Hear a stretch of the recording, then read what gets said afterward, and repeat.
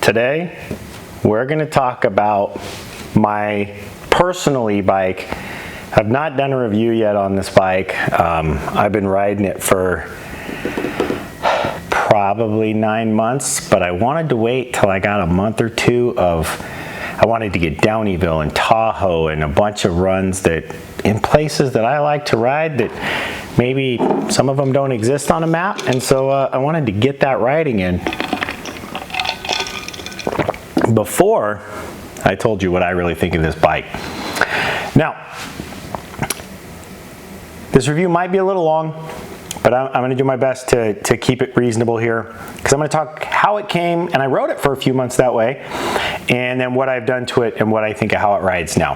And somewhere in this video, I'm going to tell you something about Norco frames and this bike that probably will be news to you, and it's freaking awesome. It means you can do something really, really cool to this bike, and I'm going to get into that.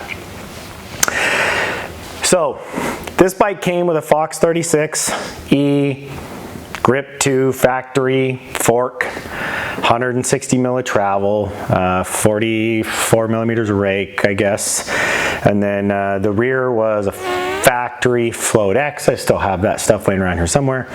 The rear was a factory Float X, 210 by 55 with 150 mil of rear travel. It came with D&D carbon bars, 20 mil rise, a 40 mil stem, I think. That made the bike, I got the stuff here, I'm gonna pull this up because I don't want to be too wrong on the geo. That made the bike 64 degrees of head tube angle, and it made it 77.3 degrees of seat tube angle, and it came with this Ergon e-bike saddle, super comfortable. I did a video on the Pivot. Their e-bike saddle is also super comfortable. I don't know who made it.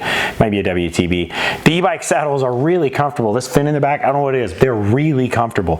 You don't get some of the usual pain points. So I might try them on my regular bikes, or at least one on a regular bike, and see what's going on. I think it came with like a DD Death grip or some grip like that, and it came with the hybrid 1900 wheels with I think a DT 240 or 350 hubs, I don't remember.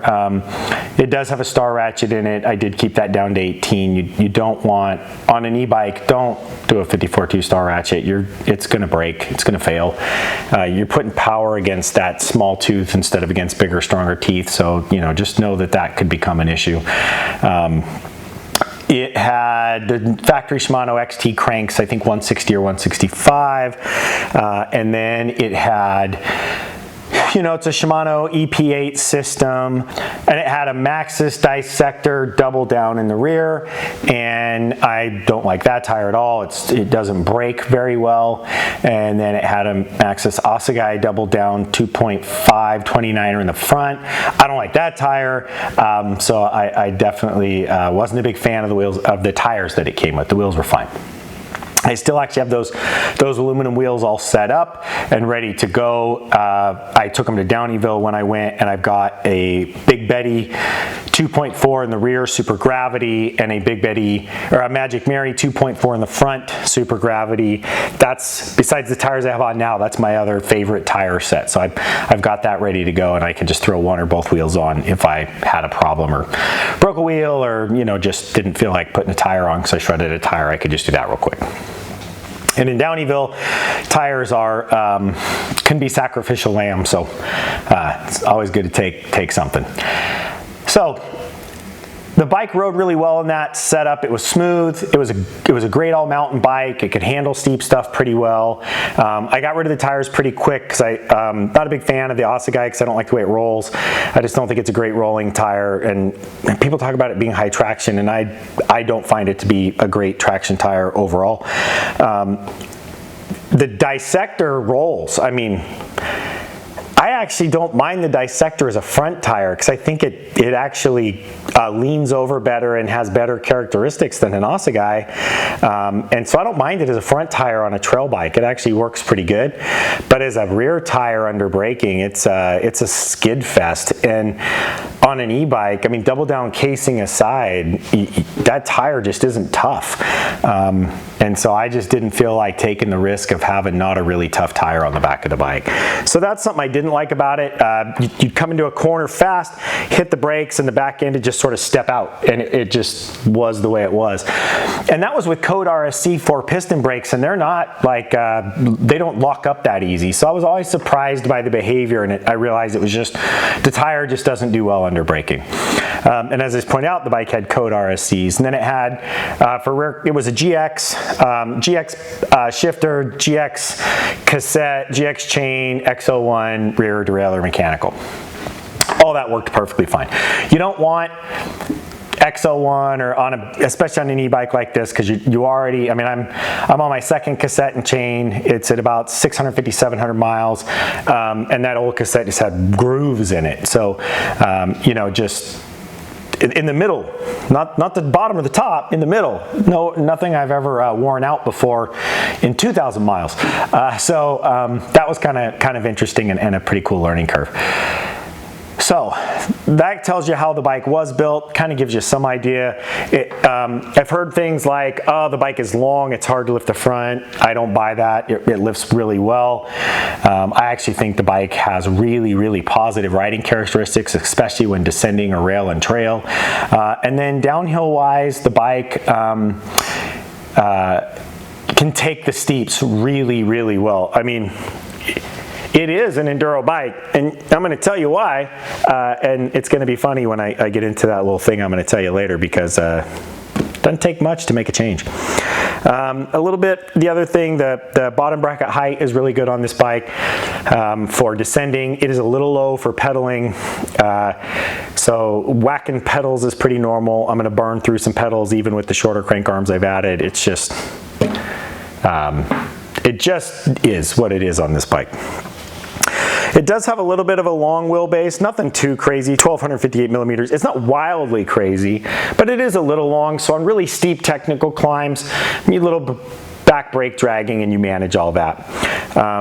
The bike had 455 millimeters of reach in its factory setup, you know, and so that's where the bike kind of was. And it climbed, you know, this bike in the loose, crappy climbing, that steep seat, and you're really centered over the bike when you're seated and pedaling hard. So this bike just rips up steep climbs, and that little bit of a longer chainstay and 29er wheel keeps that front end down on those climbs. So you don't have that front wheel lift effect. So this thing could just roar up a hill. It is super good uphill. It's super fun. So let's talk about what you're looking at in front of you, because clearly the bike doesn't look like that anymore, and it doesn't have almost all of those parts. And the other thing is, I'm going to tell you why I bought this bike, because there are other e-bikes that have more playful characteristics than this bike, that make a better everyday trail bike than this bike, but don't make a better everyday bike for why I wanted an e-bike. And I'll get into what that was as well. So we'll go front to back. I've got a WeAre1 convert, 35 mil internal, front wheel with an Industry 9 Hydra hub, 36 spokes, and it is wrapped with a 2.6 29 WTB tough high grip Vigilante tire. That tire is traction for days. It does roll really well. It's got some pretty good spacing. It does roll pretty well. I was worried when I went to this particular tire setup I was going to see some range degradation on the battery and distance, and it hasn't really been. I would say I'm really close. The Shimano EP8 is so efficient. I think it didn't really tank it too badly. I have a buddy, he put a really, really soft back tire on, and the battery just like on its face on him. So, you know, I think that overall this compound is, it says high grip, but it's not wearing that fast, so clearly it's not that soft, and so it's doing just fine that way. I did go to the DVO Onyx E1. The D1 had worked just fine, other than you're a little abusive on it with an e-bike. and if you start hucking bigger jumps, you definitely want to move up to the E1. There isn't a huge difference. Dampers are all the same. Everything else is pretty much the same. OTTL works the same. So what you're getting is some greater bushing overlap, which is all about wear and life. Really, that's what it's about, and that's where the big improvement comes in between a D1 and an E1. I am running Magura MT7 brakes with the HC3 levers. I also have Magura MT7 brakes with the new HCW levers. I think that's what they're called. I like this lever a lot. I like the other lever, it works just fine. I like this lever a lot. That two-piece adjustability is pretty cool. I like that quite a bit. The Magura calipers, I've run Magura pads and I've run Mtx Breaking Pads. Both work really well. The Mtx Breaking Pads are a little quieter. The Magura pads are the pro pads that they have with this, and they have some pretty incredible stopping power with the brakes. I am getting a set of Galfer e-bike specific pads. I'm excited about that because they used Moto. In talking to them, they basically took what made Moto pads really great and made e-mountain bike pads using those kind of materials. And they were really careful because if a pad is too aggressive, it chews a lot of rotor, and for most people they don't like that because they don't want to replace rotors but every 2 or 3 pad sets, and that's just simply a cost thing. If I had to do, when I do my car, I do rotors and pads every time, because well, brakes are what keep you alive, and the same is true with a bike. So I didn't feel like having that issue when I was out on the trail. I am running Magura's 220 front full floating R rotor. I think it's MDP-R front and rear, and a 203 rear. They work really well. I haven't experienced any significant brake fade ever, so I've never had that like, oh no, what do I do next? I'm running out of brake. This long descent is chewing me apart. So that's been really nice. I know people talk about the Maguras as really hard to bleed or tough to set up or finicky. I've not had that problem, but I also don't care that if a bleed takes me an hour, I just want to get it right. And I took a long time to learn how to bleed them and make sure that they bled really well and everything worked really well. And then all my Maguras work perfect because of it. They do have a long bed-in process, and they feel a little odd during that bed-in process, so just know that and go out, ride it a few times, and they just get better and better. The other thing, the DVO Onyx is set to 170, not 160, effectively making this bike half a degree more slack, so 63.5 degrees, and it means that the reach is probably closer to 450 instead of 455. The bars, I am running a set of Chromag aluminum bars. They're OS bars. I have them cut to about 780, and that with the Rev grips, I'm running the Rev RGB or the Rev RG5s, and that in the mediums, and that they narrow the bars naturally because the grips with the ends and everything kind of bring the thing in. Some price 765 or 770, and I like to be in that range. I like a little bit wider on an e-bike. I like that leverage to dip that heavier bike over, whereas on my regular bikes I'm 760 on everything. I am running Rev's hand guards. It seemed ridiculous to me in concept, but you get the hands beat. I go places, I'm thrashing, looking for trails, I'm doing all kinds of cool stuff on this bike, going out to do building, and you whack your knuckles more than I would have imagined. The other thing that's been really cool is a lot of trails actually have overgrowth, and so you avoid it. Well, I don't. I turn in and lean and just let the handguard do its job, and I don't have to avoid it, so I'm not standing the bike up when I really want to go faster and lean it over. So, that's actually been a big advantage, and I would suggest a lot of people try that even on their trail bikes. Unless you're really worried about weight, it's kind of cool. It is a threaded, I threaded the stem, and I am running the one-up EDC tool. I love having that stuff in the headset. On an e-bike, I don't notice it at all anyway. And then I am running on the bars, I've got both sides are Axis, and I've got a Lezyne bell for letting people know you're coming. The crank arms, so towards the middle of the bike here, the crank arms, they are the Ride 5 Dev, I believe I'm saying it right, or it's 5 Ride Dev. I'll correct that in the comments below. They are beautiful. They're machined in San Diego. I love them. I've got them on 2 bikes. They are tough. I mean tough, because I have pedal struck really hard enough that I wondered if the motor was probably still going to be any good, or the shaft going through it was still going to be any good.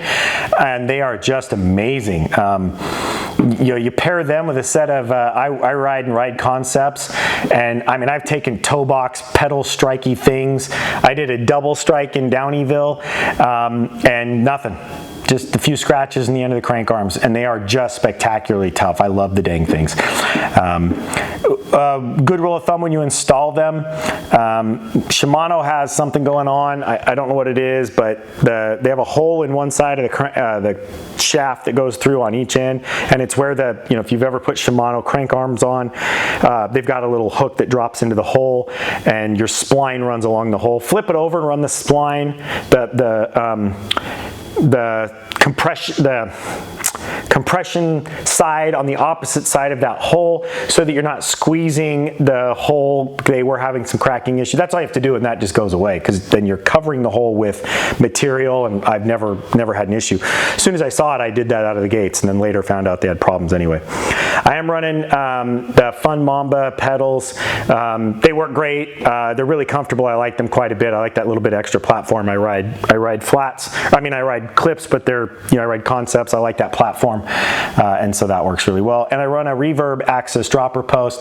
With an e-bike, I love Axis. I hate dragging freaking cables through the motor, and this one's not that bad. You drop the battery, you run everything through a chase, then you push it up and over the motor, and there's chases for stuff, but it's still not as easy as a traditional bike to route cables. And like my wife's Levo SL, I love Axis on that thing, because it is a motor dropping experience, unless you've got some tricks up your sleeves, which I know how to do with brake lines, and luckily it worked. So I didn't have to drop the motor when I changed the brakes on her bike, because that is normally what you do. And so, yeah, I love Axis on these things to get rid of everything you can, you know, just a brake line. So I am running a GX Axis rear to rear. I don't have to overcome friction from the pulleys. It's a freaking e-bike, so I'm not going to make a big enough difference. It's not. What am I going to add, a half a mile to the whole ride maybe in friction? So I just did GX. The price is great. It's tough. It works really good. I did lose the cover. I'm going to have to buy one, I guess. I think I forgot to put it on actually after charging the battery, so that's why it's missing it. It didn't come off on the trail or anything. I've never experienced that. GX cassette, GX chain, because longevity and strength are everything. And then in the rear, I'm running a WTB Judge 2.4 tough high grip rear tire, and I am running a WTB, I'm running a WeR1 Union 30 mil internal rear rim with a Industry 9 Hydra hub. I have had to do the bearings in the hubs, but I have had this wheel set's been across a couple of bikes now. I love this wheel set. It works really good, so it, you know, wasn't a surprise to have to do bearings. So like I said, this video is going to be a little bit long. I wanted to get through all the upgrades I'd made and kind of give you guys an idea of how to build what I would consider a damn tough trail all mountain enduro bike. This bike is built to just take a beating and be a bruiser. Now, on the Jade X, so I guess on the Jade X coil shock, I skipped over that. I am running the DVO Jade X. I am still running factory compression and rebound. I think I'm going to have the rebound adjusted. If you run I've noticed when you run a progressively wound spring that it has a little bit of a pogo effect. I was surprised by that, and I couldn't get rid of it using the rebound knob, so I might need to add rebound damping to the bike and do that. From a compression, this bike is open for crazy descents, really rooty, rocky stuff, or gnarly climbs. You flip it to the middle, and the bike is more of a trail-oriented bike. It gives you some platform for berms. Now, I run a 550-pound spring, and I really only need like a 526-pound spring. So I run it open a lot. I like a stiffer spring instead of the damping. It works just fine for me. And then it does have, you flip it to like a really firm setting for climbing. I don't use it. It's an e-bike. I could see it on a non-e-bike. I'd rather have the traction and the comfort on this bike. So things that, by building it like this, here's the difference in how the bike rides from before. A little bit longer fork means it's a little bit longer bike, not enough that it matters, and so it still has the same cornering kind of feel. This bike needs dipped in really, you need to take a serious effort and dip it in, but it's really fast and it's not so much longer that it has a major impact, so the bike is still really fast and tight, nimble stuff. It is incredibly stable at speed. This bike can just run out hard and fast and you don't have any issues. It doesn't start to skip around. That OTT mixed with that coil rear shock, that is so good for going fast in a straight line or just weaving around and eating up all that small bump, trail chatter, brake bump. This thing will just rail through that stuff. And being that I run it open in the rear, it does really well in the steep. A softer spring would help in the steeps in the back because I could get the back down just a little more and keep the front up high. The biggest thing, if I knew I was going to do an all day of steeps, is to up the air pressure in the front of the bike, depending on how steep it is, 4 or 8%, just enough to keep the front up higher all the time, and you don't feel like you're getting pushed over, and let that back drop. So I'd probably soften to my 500-pound spring for that day, because I'm not going to be probably hucking when I do a day like that. I'll do some rollovers and things, but I won't bottom out the rear end. So, and that kind of slacking it out just a little bit more. I've already risen my ride height by the 10 mil extra forks. I already have that advantage. So the bike is even better than it was before in the steeps. The Yoshimura, I think it's an ENDH, the Enduro Downhill Combo stem. It's a really cool stem. I like the thing a lot. I'm running it at 43 mil. I could buy one that's 37. I could buy one that's even longer. I think it's cool because it's not that hard to change. You just have the one piece, and then I never have to take the second piece off of the steerer tube. So once I have that thing aligned, if I want to change lengths, I don't have to constantly realign my front end. Not that that's hard, just it's not fun. I don't enjoy it anymore. That setup is really good, and I slammed it because it does stack height up, so you kind of get back to a normal stack height. So you got to slam the thing down because the bars are back up sort of as if you had spacers underneath your stem. About 15 mil worth it feels like to me. These are 35 mil rise bars also, and that helps with the steeps. And so trail riding, it's not as smooth because of that, but it's still pretty freaking spectacular. So, I'm not going to worry about that. Well, that's the bike, that's the build. So the bike's an absolute ripper. This thing is designed to take a serious beating. I told you I'm going to tell you something really unique about the Norco sight frame. The sight, so I have a tool, so I build leverage curves and try to figure out bikes and figure out kind of the right spring rates and everything. It's called Linkage X3 Pro. You build the bike in it and it gives you all this data. So I had a warranty issue with the bike where it needs a new shock yoke. It needs this piece right here that the shock attaches to, the shock yoke. Because whatever they did, it wasn't machined out correctly and it's a little too tight, so it creaks like crazy, drive me crazy. So I went through the warranty process. I'm still waiting for one for a lot of months, Norco, a lot of months. Once I got the warranty approved, I took some material out of that. In the process, I got to really looking at the bike and I was like, oh man, I was in a bike shop and I looked at a Norco range and I was like, bike looks identical. I don't get it. I mean, I can tell the rear shock has a longer eye to eye and more stroke, but is anything else about the bike different? So I took all the data from a range and all the data from a site and I put them into that tool and I learned something interesting. The frames are freaking identical. Literally identical. The part that I'm waiting for under warranty is the part that you change to have a Norco range. So Stickered is building me a set of custom stickers right now, and I'm going to change this bike from the Norco Sight VLT to the Norco Right VLT because it's a range and a sight. I will put the longer rear shock on, and this will be a 170 bike. And if you ever look at the range, you'll notice that it's a little bit slacker, but it has a longer fork, and it's a little bit higher bottom bracket, but it has a longer fork. But every other number is identical on the website. And all of this started to lead to, this feels like same, right? And I don't blame them, use the same frame. I have verified this piece of information. I know it is true. It is not a theory. I was told that that is absolutely correct, and I can interchange that part, and I can basically interchange between a range and a sight just with that simple change. You'll need a different shock, just to be clear. Different shock, different yoke, but that part about the frame is what causes that. And then the fork, just extend your fork. I mean, just go up to 180 if you want a range. Well, I don't want that slack and that big of a bike. That explains why they weigh pretty much the same. I mean, they're just the same bike. So 170, this is going to be a trail chewing monster. I cannot wait. It's going to be a lot of fun to ride when I get that built. Also, I told you there's one main reason I bought this bike over any other bike, because, you know, it wasn't cheap. I could have bought a lot of bikes when I bought this bike for what I paid for it. I chose this bike for the battery, for the 900 watt-hour battery, because I like doing big days. And this bike will crank out 50 to 60 miles in turbo.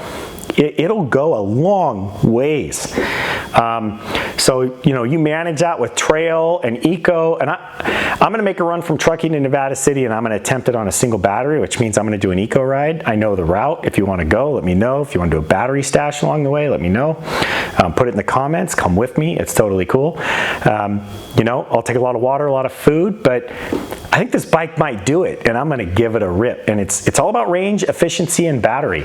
And all the other bikes I've tested, Specialized, because it's trickier to change a battery, wouldn't be awesome for that. Awesome bike.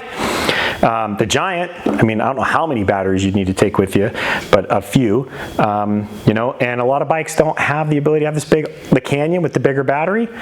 You know, I don't think a lot of people, they care, they're not going to ride it that far. I am, so I want that big battery. So I think that's something to decide. The difference between the 540 battery and the 900 battery is like 3 or 4 pounds, something like that. So you could save some weight on this bike. You could go back and forth.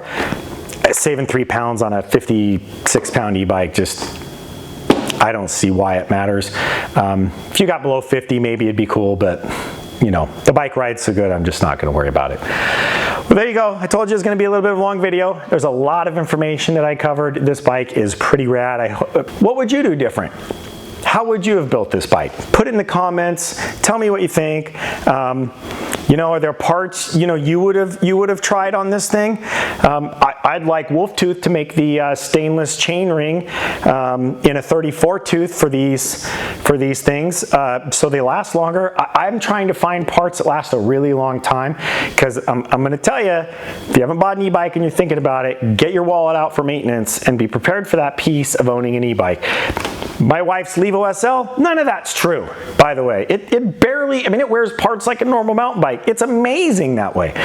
But you decide to build a full-powered, big, heavy e-bike, and they just punish the cassette and chain, and they just wreck tires. The back tire, oh man, you're gonna go through tires. And she does not. I mean, she's also a lot lighter, but she does not. So I think SLs are gonna be what happens. This new Fazua 60 Newton meter motor, I think it's going to change the game. You know, maybe I'm not going to get my monster day in, but it's going to be like a super amazing bike. Those kind of bikes, that seems like where it's really headed and when they're really going to shine and be more for everyone. But in the meantime, like I said, tell me what you think of this bike. I think this thing's rad. If I could have a bigger battery, if they did a 1200 and I gained a pound and a half or 2 pounds, I wouldn't care. I'd take it. I love the distances. I love just going out there not caring for a long time. It makes this bike super fun to ride. Go out there, be rad, ride bikes, have a good time out in the mountains, and I hope to see you out on the trails.